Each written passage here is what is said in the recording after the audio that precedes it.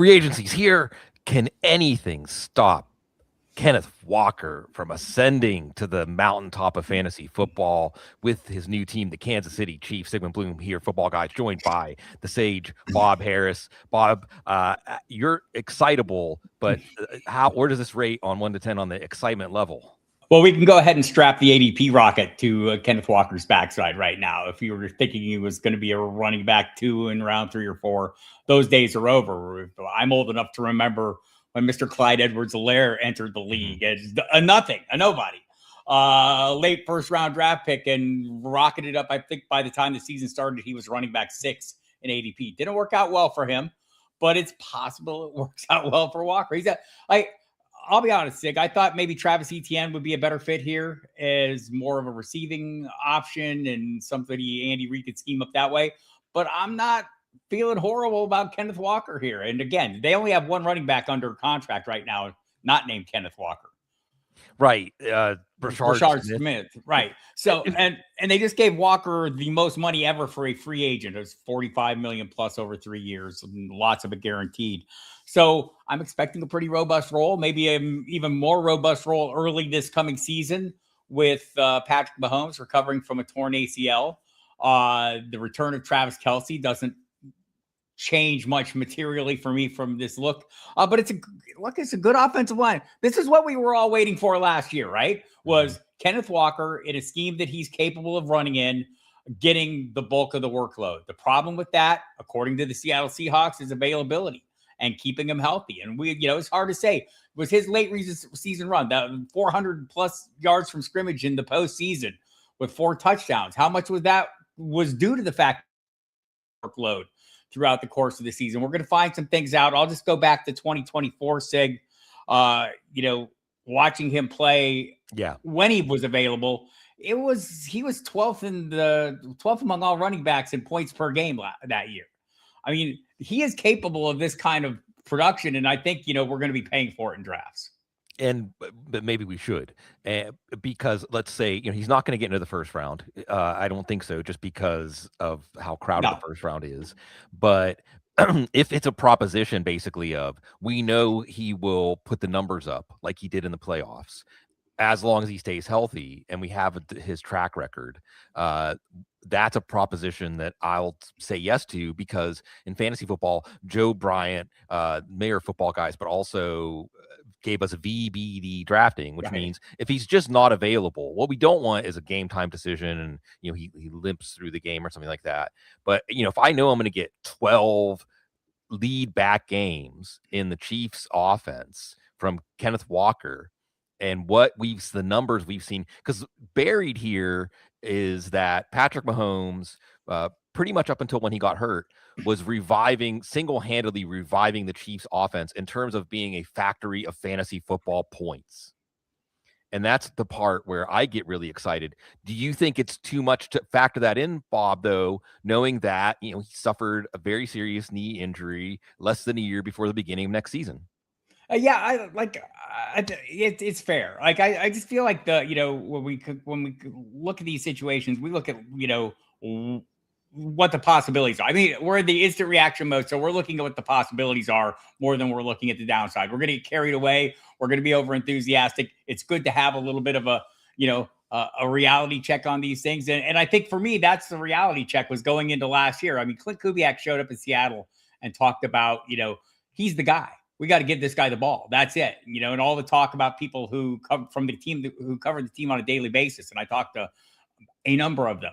It was all about Kenneth Walker. All the discussions were about Kenneth Walker. There was no discussion about Zach Charbonnet. And so, but if there were any caveats, it was that. It was like, can he hold up? Is he good for it? And then when we got into the summer, we started seeing miss of practice time.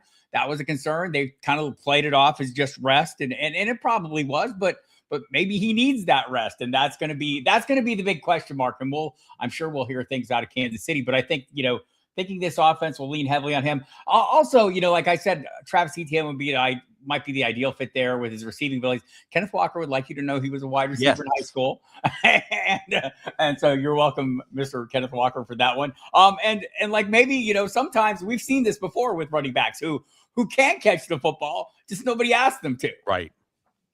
Yeah, this is exciting. And exciting. And again, I just want to circle back.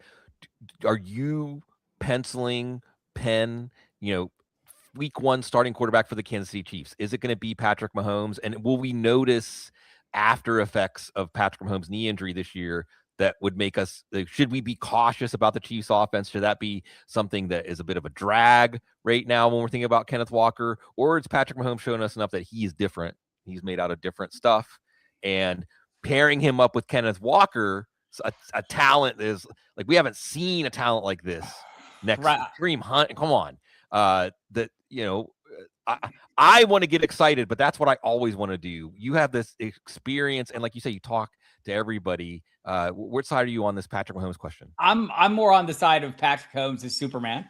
Yeah. Not just because he's proven to be super over the course of his career, he has, but also just, the intention.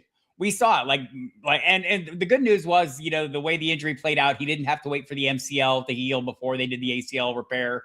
There was other damage, but they repaired it all at once. So he hit the rehab running. He was rehabbing like 2 days after the injury, basically. I mean, they did the surgery right away, Yeah. and then he began the rehab. The sooner you begin that rehab, the time, you time it out, and there are teams that view this differently. I know the Packers have a pretty strict number they put on ACL recoveries. It's worked out pretty well for him. We saw it this past year with Christian Watson. Hopefully it works out well with Tucker Kraft as well. Yeah. But I don't think you put those kind of limitations or those hard numbers on a Patrick Mahomes, who, especially a Patrick Mahomes was determined to be ready week one. And that seems where he's at. So I'm okay giving him the benefit of the doubt. But to your first two questions, so yes, but also yes. Do I think it might be a bit of a concern for the offense early on?